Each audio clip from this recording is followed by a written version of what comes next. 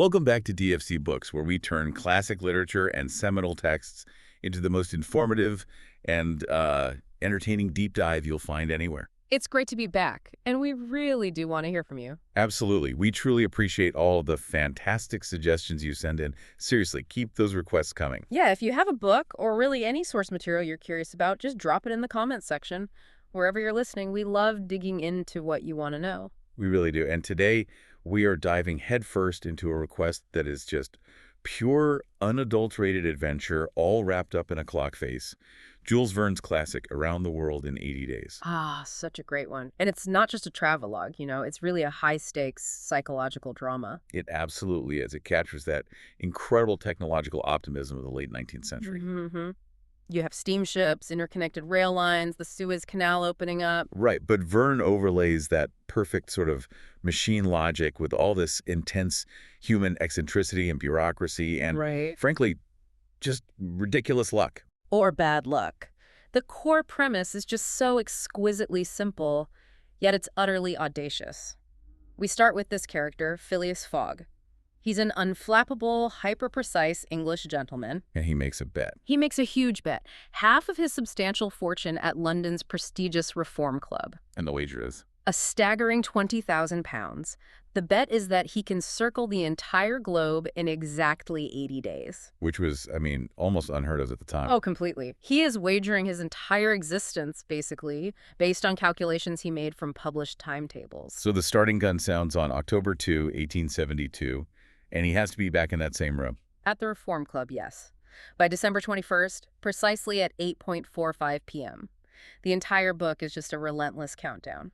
So our mission today is to unpack these central, often bizarre and brilliant characters, and then, meticulously track the shocking and entertaining chapter-by-chapter events. Right. We aren't just summarizing the plot. We're really analyzing how Verne used these events to illustrate this massive collision. A collision between what? Between Fogg's absolute rigid rationality and the sheer unbridled chaos of the real world. The human element, the natural disasters, all the unexpected detours that steam power just couldn't plan for. Okay, so before we jump on that train, we have to understand the man who engineered the whole thing. We have to. Let's start with Phileas Fogg himself, the clockwork gentleman. Verne really crafted him not just as a character, but as an embodiment of extreme Victorian hyper-rationalism. He's defined entirely by his routine. We know he lives at number 7 Savile Row in London. And his life isn't just measured by time. It's like he exists outside of normal emotion, just following this mechanical schedule. Yeah, the source material really emphasizes that his personal clock didn't just tell the hour and minute. It told the second, the month, the year, everything. He was never early, never late. If a machine could be a man, it would be Phileas Fogg. Mm-hmm. And his schedule is so meticulous, it is totally absurd. The pattern is absolute. He arrives at the Reform Club at exactly 11:30 a.m. Every single day.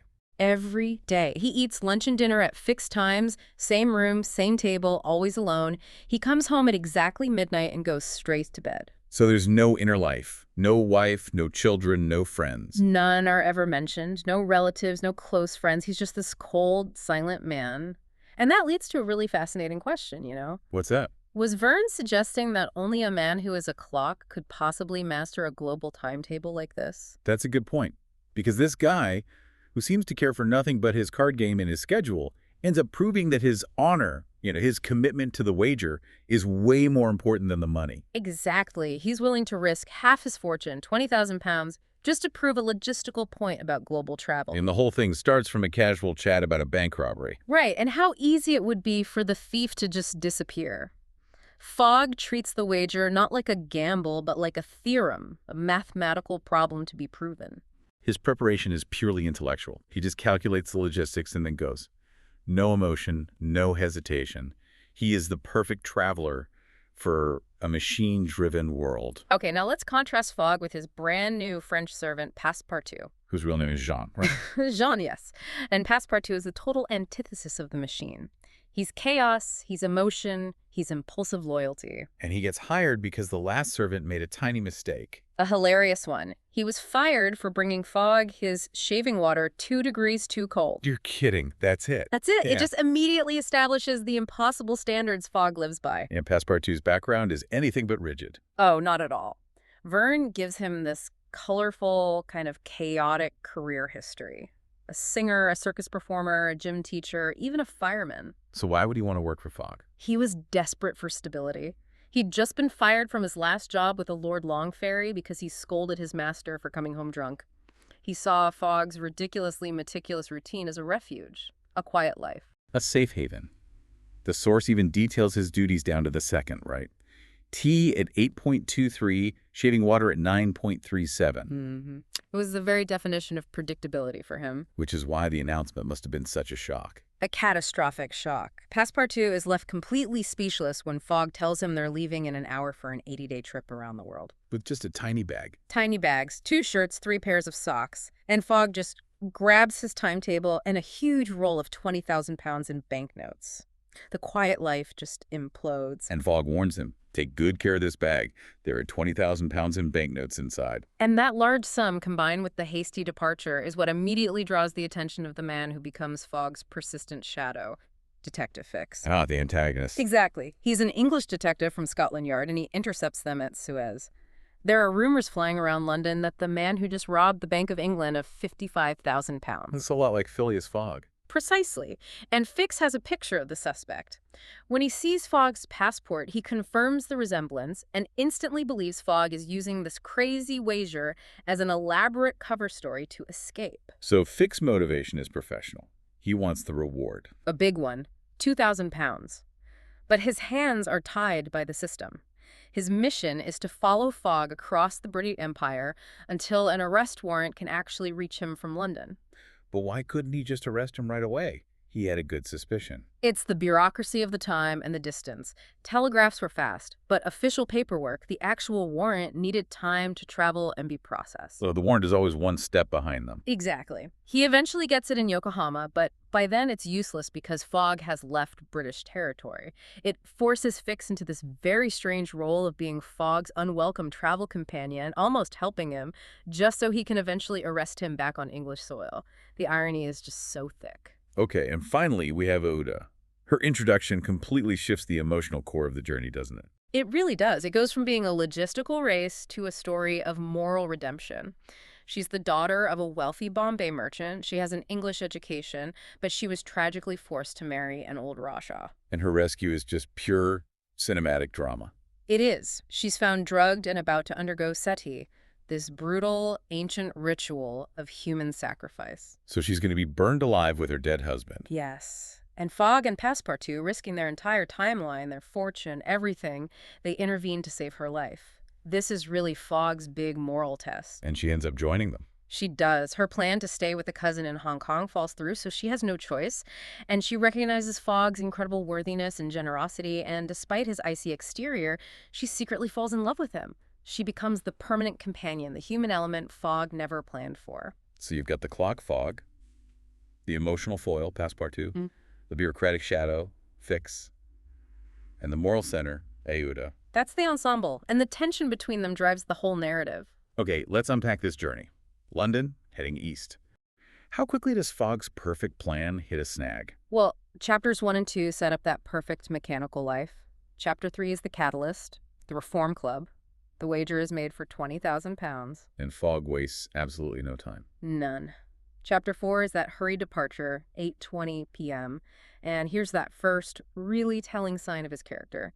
He pauses to give the money he just won at cards. A small sum, really. Tiny compared to the wager. He gives it to a beggar woman. It's this spontaneous act of humanity that really contrasts with his measured personality. So by chapter 8, they're in Suez. Fix is waiting. He confirms Fogg matches the description from the passport photo, and he's officially on the case, telegraphing London and boarding the Mongolia to follow them to Bombay. And the first major blow comes in Bombay, thanks to Passepartout. Yes, in Chapter 11, it's his chaotic nature. He makes a huge cultural mistake.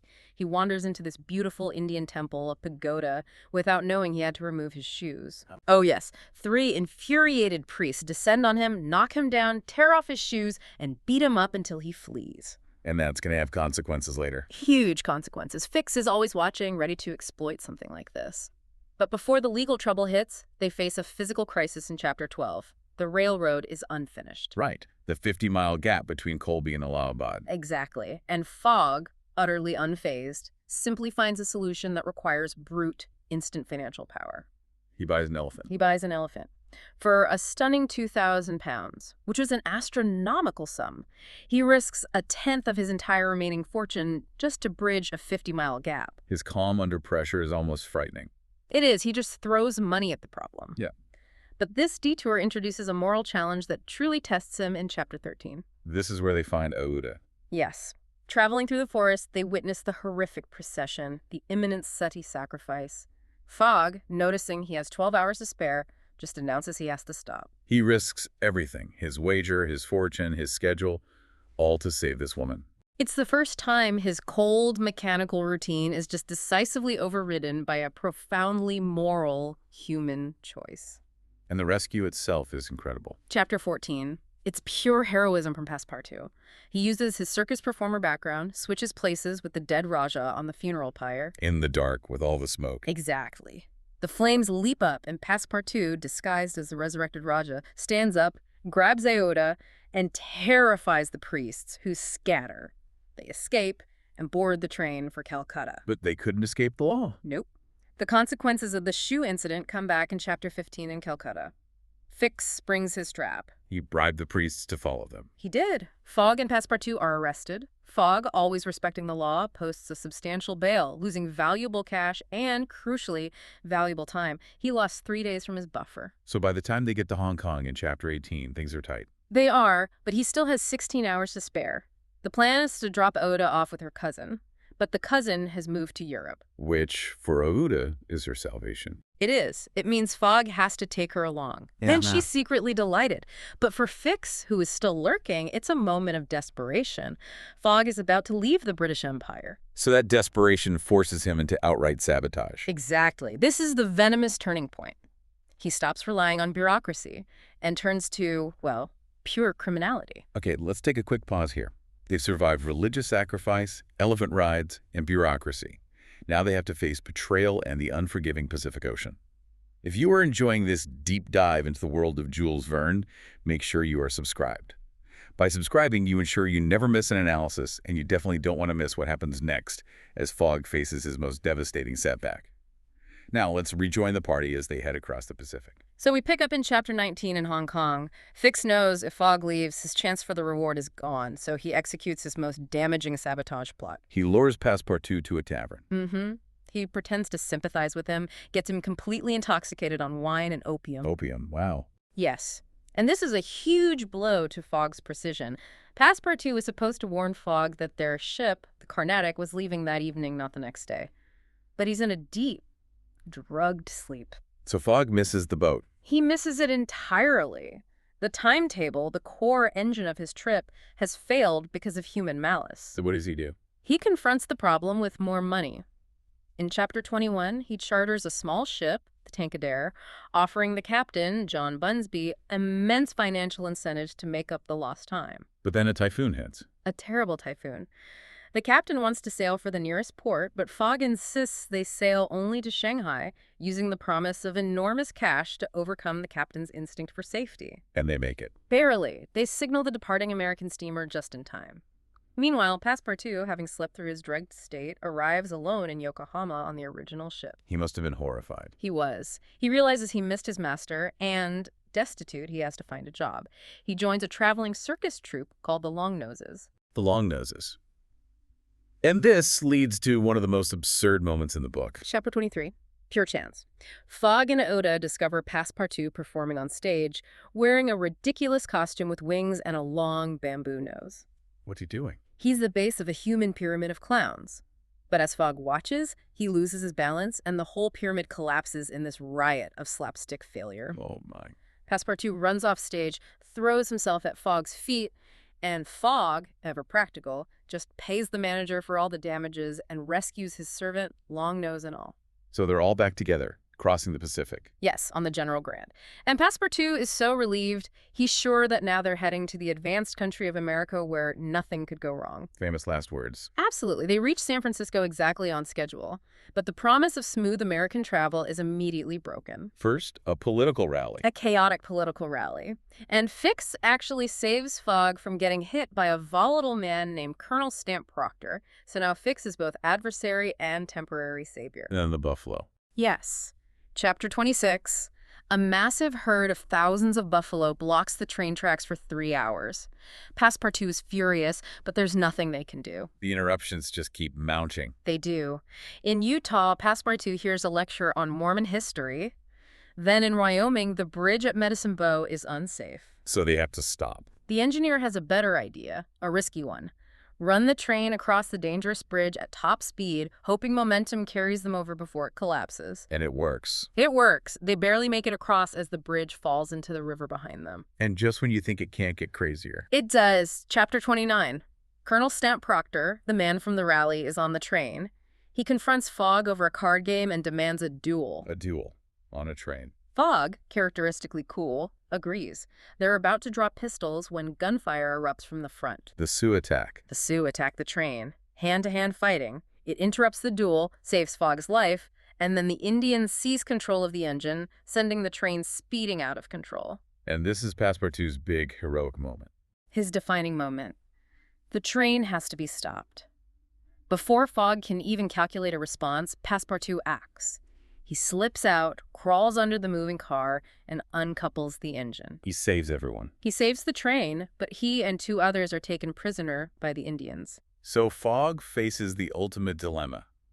The wager or his servant. And he doesn't hesitate. He declares, "I will find Passepartout, dead or alive." He risks everything, takes 20 soldiers, and loses 20 crucial hours hunting the Sioux. But he gets him back. He does, but now he's catastrophically behind schedule. And in a massive twist, Detective Fix offers a solution. The sail sledge. The legendary sail sledge. A man named Mudge drives them 200 miles to Omaha over the snow-covered prairie, hitting up to 40 miles per hour thanks to the wind. It's this audacious maneuver that gets them back in the race. The American continent is behind them, but they've lost so much time. So much. Chapter 32. They get to New York Harbor at 11:45 p.m. on December 11th, only to find the steamer China sailed 45 minutes earlier. They're ruined again. But Fogg never gives up. Never. He immediately walks over to another steamship, the Henrietta, and buys it outright from the captain for $60,000, way more than it's worth. Just buys the whole ship. The whole thing. Forces the captain to sail to Liverpool, but mid-Atlantic, the predictable crisis hits. They run out of coal. So what does he do? He orders the crew to burn the ship itself for fuel. You're kidding me. I'm not. They tear the ship down systematically, masts, railings, furniture, decking. They reduce the vessel to a metal hulk, sacrificing property for time, and it works. It gains them 12 hours. So they arrive in Liverpool. Chapter 33. They arrive at 11:40 a.m. on December 21st, only 6 hours from London by train. The goal is finally within reach. And this is the moment Fix has been waiting for. The entire journey. As they step onto English soil, Fix pulls the warrant from his pocket and arrests Fogg in the name of the Queen. Oh, the cruelty of it. It's devastating. Fogg is in prison. The clock has stopped. But the injustice doesn't last. No. Hours later, Fix bursts into the cell, horrified. He reveals the real bank robber was caught 3 days ago. Fogg is immediately released, but the delay has caused him to miss the final express train to London. He's too late. He arrives at the Reform Club at 8:50 p.m., 5 minutes too late. He believes he's completely ruined. So next day, he concepts his ruin. And this is when he and Aouda finally connect. Yes. Chapter 36. He tries to give his remaining money to her. Aouda, full of gratitude and love, says she should be the one apologizing for causing delays. And Fogg finally breaks character. He does. He reveals his deep, lifelong loneliness. I have no friends. I no longer have any relatives. And Aouda proposes to him. She does. And Fogg, visibly moved, accepts and sends Passepartout to arrange the wedding for the next day, Monday. And this simple errand leads to the brilliant scientific conclusion. Chapter 37. Passepartout rushes to the Reverend and discovers the critical mistake that saved them all. The current day is still Saturday, December 21st, not Sunday. Because they traveled eastward. Exactly. They traveled eastward, around the world, crossing time zones in the direction of the sun. They gained a day. Over 80 days, all those little adjustments added up to a full 24 hours. They saw the sunrise 81 times. But they were living 1 day ahead of London time. Passepartout races back. Fogg rushes to the Reform Club. And arrives with seconds to spare. Seconds. He wins the bet. The victory comes not from a mechanical marvel, but from a cosmological realization. And the aftermath. Fogg marries Aouda. He divides £1,000 between Fix, whom he fully forgives, Oh. And Passepartout, with one final perfect touch of Fogg's personality, Passepartout has to pay the gas bill out of his share to teach him to be more careful. A well-deserved lesson, I think. Absolutely. So we've circled back to that central theme. Fogg's rationality versus the world's chaos. And the most profound realization comes at the very end. Fogg realizes that despite all the hardships, the near ruin, the huge expense, the trip was a success for a reason that had nothing to do with the clock. He says to Passepartout, quite simply, I would not have found Oda. hmm, The true takeaway is that Fogg's journey transforms from a mathematical exercise into an emotional and moral triumph. He set out to prove a logistical point, and in the process, he found love and proved his own capacity for courage and sacrifice. he risked everything he believed in, the timetable, his fortune for people, and that paid off infinitely more than the financial reward. Exactly. He only won the bet because of a fluke of celestial mechanics. But he gained something priceless, Oda, by rejecting his own schedule and embracing risk for others. The machine won the race, but the man won the life. A truly beautiful final thought. Thank you for joining us for this deep dive into Jules Verne's monumental work. And if you enjoyed this analysis, please make sure you're subscribed so you don't miss our next breakdown. And thank you for tuning in to DFC Books. We'll see you next time.